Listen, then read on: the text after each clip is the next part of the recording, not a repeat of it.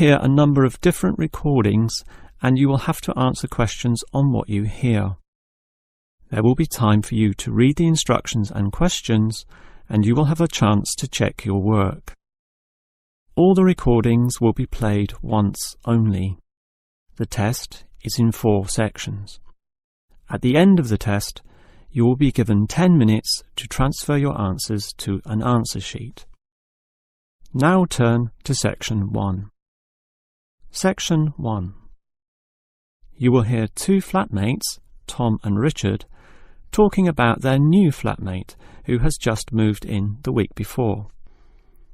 First, you have some time to look at questions 1 to 6.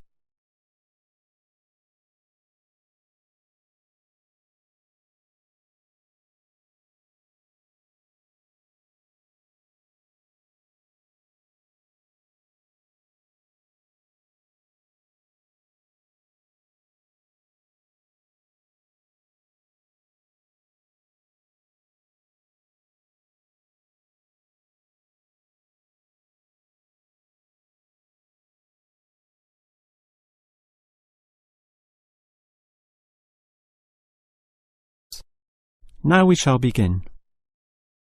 You should answer the questions as you listen, because you will not hear the recording a second time.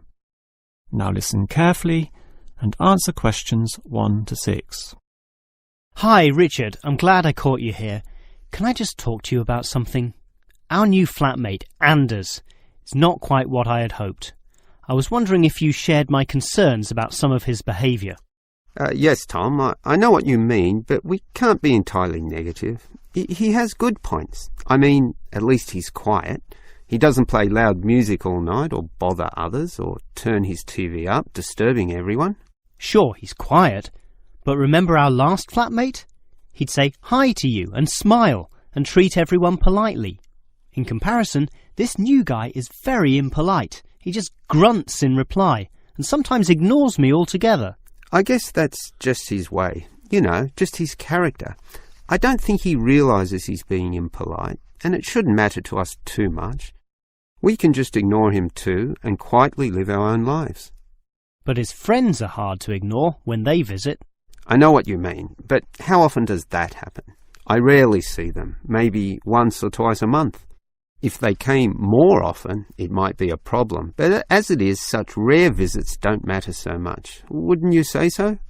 Well, I'm not sure, since it's very obvious when they're here because of all the cigarette smoke in the house. It stinks up the place, and you know we don't allow smoking on the premises. Well, I've never seen them doing this. Maybe they do it outside.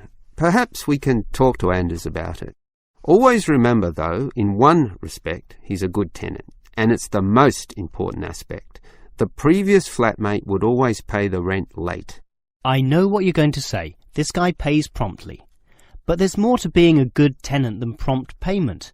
I mean, you need to turn off the TV, clean up your dishes, dress respectably, be polite, and so on. I guess what I'm saying is that basically you need to cooperate with the others, and this new guy fails significantly in this respect. Okay, I suppose you have a point there.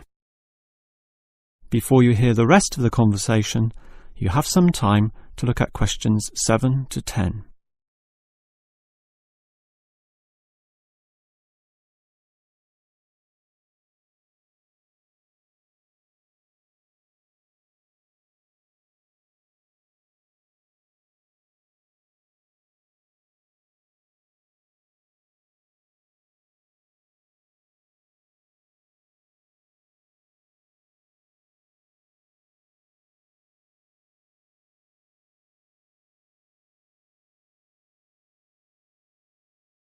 Now listen and answer questions 7 to 10.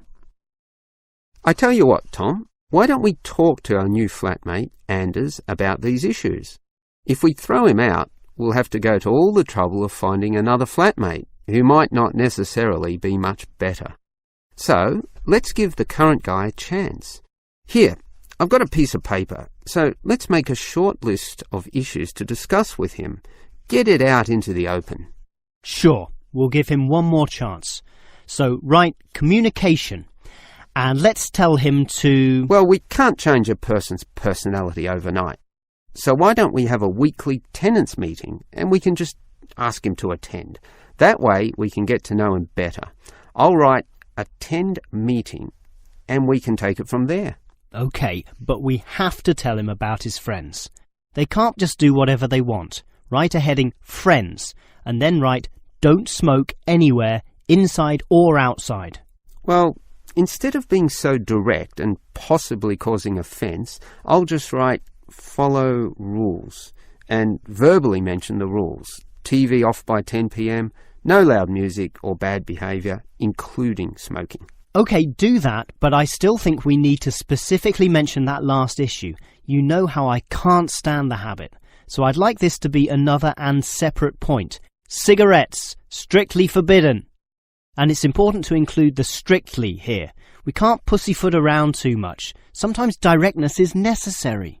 OK, I'll write that. Forbidden. OK. And what about cleaning duties? Anders is a little too relaxed about that. Dishes are sometimes not washed, dirty teacups are left around the place, and so on. So, right, must do better.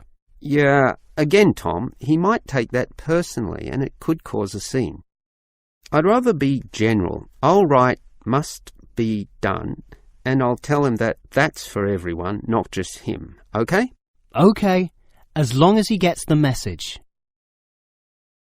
That is the end of section 1. You now have half a minute to check your answers.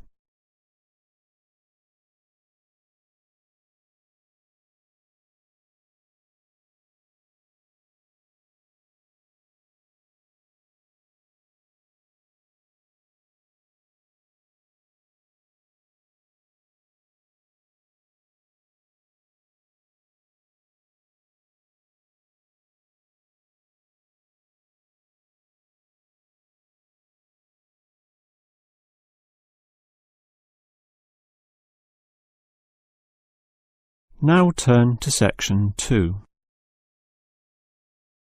Section 2. You will hear a first aid officer talking to a group of factory workers about emergency first aid. First, you have some time to look at questions 11 to 17.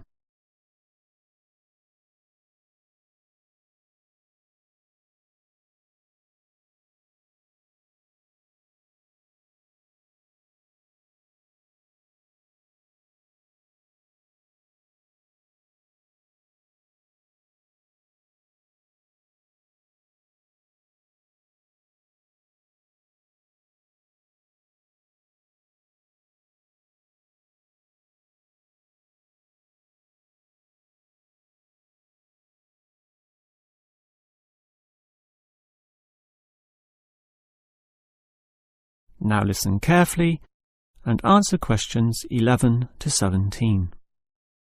Hello everyone. Now you know why I'm here.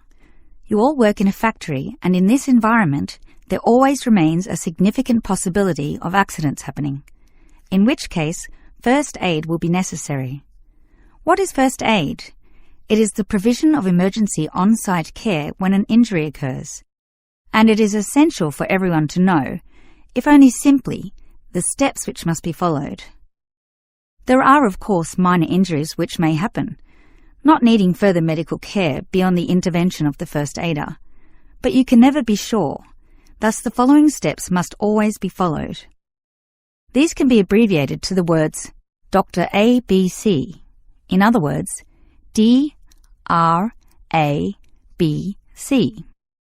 The D stands for danger, and that's the first issue to keep in mind. When an accident happens, immediately ascertain that the environment is safe. That, for example, nothing else will fall or break or cause accidents. If you, the first aider, are also injured, the problem is even worse. The R stands for respond. You must then ascertain the best response. Once all the danger has been eliminated and the distress calls sent out, the appropriate action is, obviously, to help the injured party. Alright, that leads to A, which stands for airway. In order to stay alive, all people need to have an open airway to allow breathing. A conscious person will automatically clear their own airway. But if unconscious, this may not happen. The brain is stopped or hindered from properly directing the body, and, obviously, in the worst case, death can result. For this reason, the injured person is normally put into the recovery position. Placed on the side, tilting the head back and ensuring that there are no blockages in the mouth. To free any such blockages, the back can be slapped or the chest compressed, allowing anything to be spat out. Now that the airway is free, check for B, or breathing. If breathing is not happening or is irregular, the first aider may have to assist with what is technically known as cardiopulmonary resuscitation, or more commonly, CPR. This involves breathing for the patient through mouth-to-mouth contact, while periodically massaging the heart through compressions to the chest. This combination allows blood and oxygen to flow around the body, keeping the patient alive, hopefully until medics, such as doctors, advanced first aiders, or ambulance staff arrive. Before you hear the rest of the talk, you have some time to look at questions 18 to 20.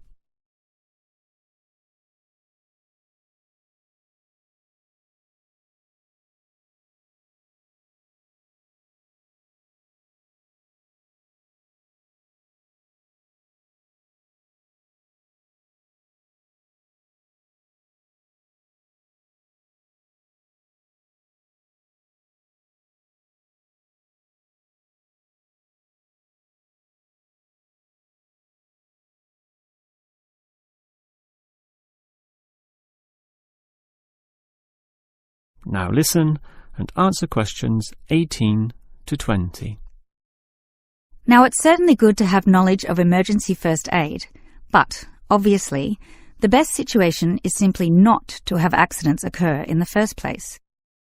For that, you need to be aware of safety issues, but just saying "be aware" does not usually achieve much.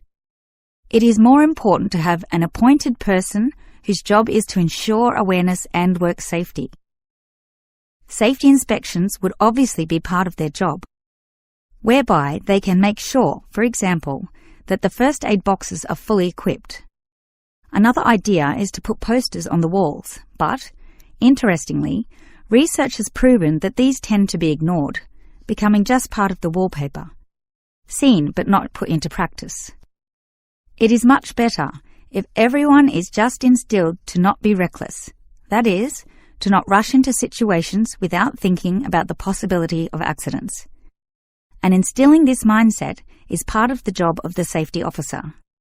Some other suggestions are ongoing first aid training and no accident reward or star systems. These have had some success, but nothing beats a regular meeting, say once a month, in which the subject of safety is brought to the attention of everyone, and any outstanding issues related to this are thoroughly discussed. That is the end of section 2. You now have half a minute to check your answers.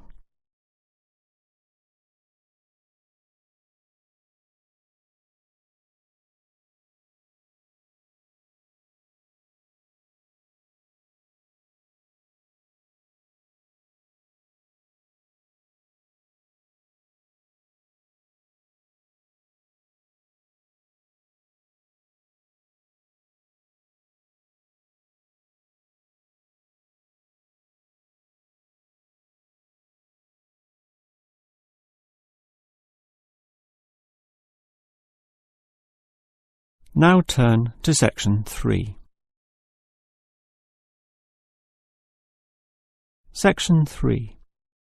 You will hear two students, Frank and Nicole, discussing their research on university waste. First, you have some time to look at questions 21 to 25.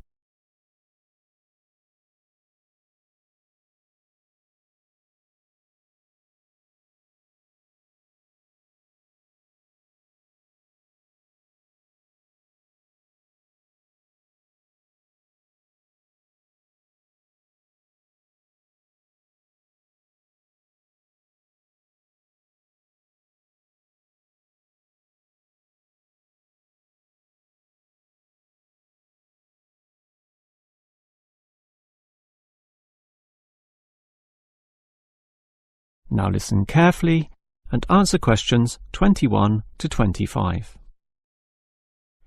Hi, Nicole.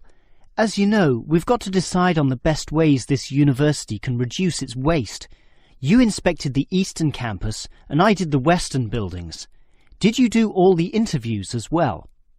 Yes, I interviewed all the staff who made some good observations, and I interviewed some of the students. The students said little that was interesting. They don't seem to care that much.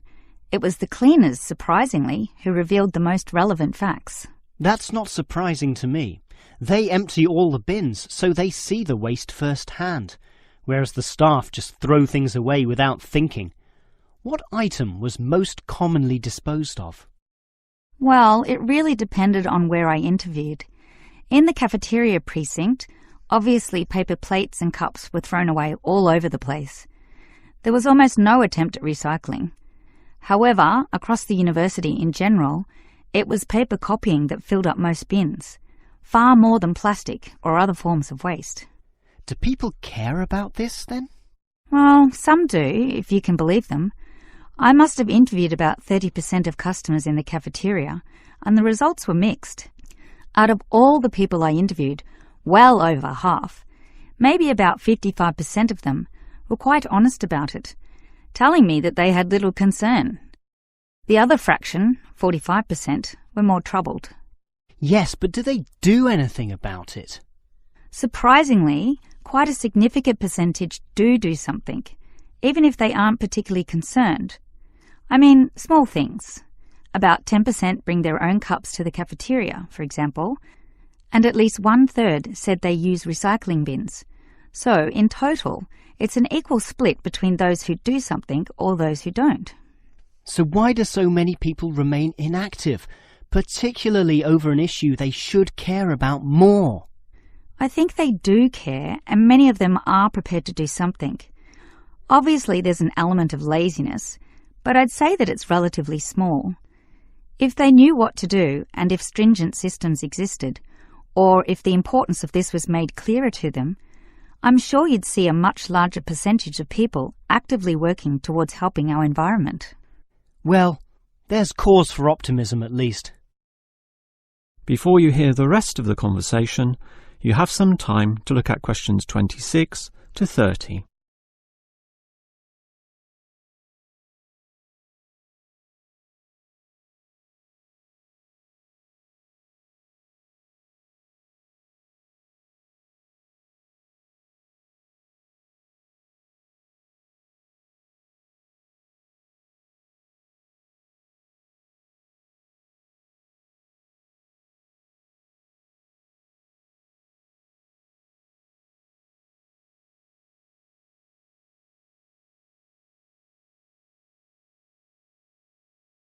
Now listen and answer questions 26 to 30. Clearly then, there's a significant waste of paper here at this university, so I've worked out one practical suggestion which could help reduce it, specifically the waste from the excess photocopying. Let me hear it then. Obviously, for a start, we've got to ensure that people, including the staff, without exception, copy both sides of a page. We can't tolerate single-sided copying. It's just far too wasteful. Absolutely. Just more trees being chopped down. But as people are doing copying, there may be adjustments and practice copying, producing single-sided copies or blank pages not wanted and not intended for use. These need to be deposited into a tray for intended recycling. You know, for recopying onto the blank side of the page. But people don't usually do that. I'm afraid it's just human nature. No matter how unimportant the copying is, they prefer to use fresh paper. Yeah, I agree with you, which is why you need to display these papers right in front of everyone with a clear sign, "Please reuse," to make it easy for them to do so. They still won't do it. I know. That's why you take some of these papers and regularly stack them inside the copier in a special tray once a day, say in the morning. Well, that's getting better, making it easier for them to use the paper. But still, I'm afraid many won't. That's why you allow everyone to select this tray when copying. You distribute numbers or codes to every person, giving them special access to this recycling tray. Every time they use papers from this, it's tallied up to their account. I know I'm sounding a bit negative, or even cynical here, but why should they bother using that tray? Because the person who does the most copying from this recycling tray gets, say, a cinema pass or lottery ticket or some other sort of reward. Ah, right. Now that's a system which might just work. Let's trial it in the office and see what happens. That is the end of section 3. You now have half a minute to check your answers.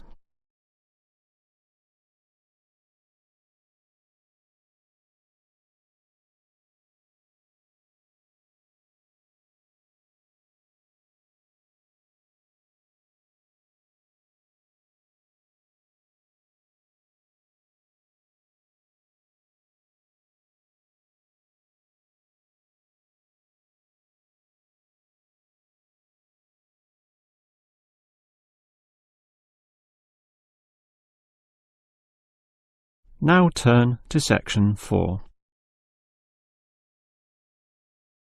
Section 4.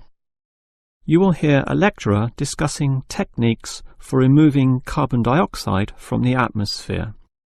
First, you have some time to look at questions 31 to 33.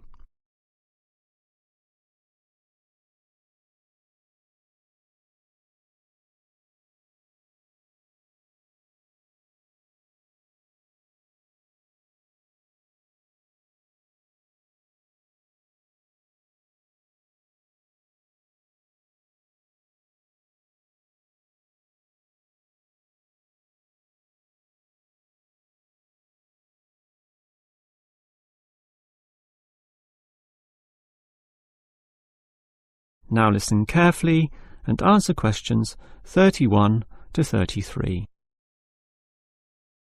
We all know about the role of carbon dioxide in causing global warming. Obviously, society needs to reduce the release of carbon dioxide, otherwise known as CO2. This gas comes from the burning of fossil fuels, such as coal and oil, and it is virtually impossible for society to prevent or even limit such activity. Our need for energy and power is just too great. Instead, a more practical idea is to collect the carbon dioxide from the burning process, for example, directly from the chimneys of power stations, and somehow prevent this gas from being released into the environment. To do that, you need to store it somehow, and that has to be essentially forever. It is perhaps for this reason that many believe that, rather than storing the carbon dioxide as a gas, it is better to react it with metal oxides, such as magnesium or calcium, which results in the formation of a hard carbonate material. The gas is, in effect, turned into a stable and unreactive solid, which can simply be dumped anywhere. This process actually occurs naturally, although very, very slowly, and is one cause of the surface limestone in the world. But this slow reaction speed is the problem.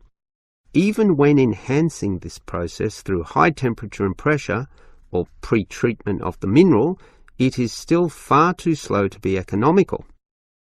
One other technique which has been suggested is to pump the gas to the bottom of the ocean, where it would react with compounds in the seawater, forming carbonic acid. However, this alternative has now been ruled out. The CO2 may be removed from the atmosphere, but the high oceanic acidity which would result raises its own set of problems, mostly with all the delicate life and the intricate food chains in the seawater, some on which we ourselves depend, and that's something which no one wants to experiment with. Perhaps because of the lack of alternatives, the most commonly discussed solution to the problem of disposing of carbon dioxide is to pump the gas underground, a technique known as Geosequestration. In this system, the CO2, for example, could be pumped into underground pockets within depleted oil wells or disused coal tunnels. This carries, however, 3 serious disadvantages. namely the risk of leaks, the considerable costs involved, and finally the unproven effectiveness. Let us look at those three disadvantages in detail. Firstly, there is the risk of leaks. Although the gas would be deep and sealed over by masses of rock and earth, the huge pressures in these spaces would turn the gas into a liquid state, capable of moving through rock fissures or faults. This could allow the gas to eventually be released to the surface. Since CO2 is heavier than air, and thus pushes oxygen aside, such leaks could result in the suffocation of thousands or tens of thousands of people, certainly not a consequence to be taken lightly. Natural CO2 leakage from volcanic buildup has already witnessed such deadly events. The other problem of geosequestration is the cost. The time and effort spent on materials and construction, primarily the pipework through which the gas would travel, does not come cheaply. So, if this system were to be implemented in, say, coal-fired power plants, the extra cost would have to be paid by the electricity user, whose bills would almost double as a consequence. Few people are prepared to pay this much simply to make a small dent on the effects of global warming. And this leads to the final problem. The most basic question is whether geosequestration actually reduces global warming. The problem here is that the energy needed to create and drive the sequestration process would require approximately a quarter of a coal-fired electricity plant's output. In other words, the plant would have to burn 1/4 more of its coal just to account for the sequestration of the carbon dioxide. And with coal producing other noxious pollutants, such as sulfur, ash, and heavy metals, the environment is hardly benefited at all. Nevertheless, there are many active experimental efforts underway, primarily in oil production sites. These are small, but intensively monitored and analysed. All we can say now is that the jury is still out on whether underground carbon storage will one day be feasible. That is the end of section 4. You now have half a minute to check your answers.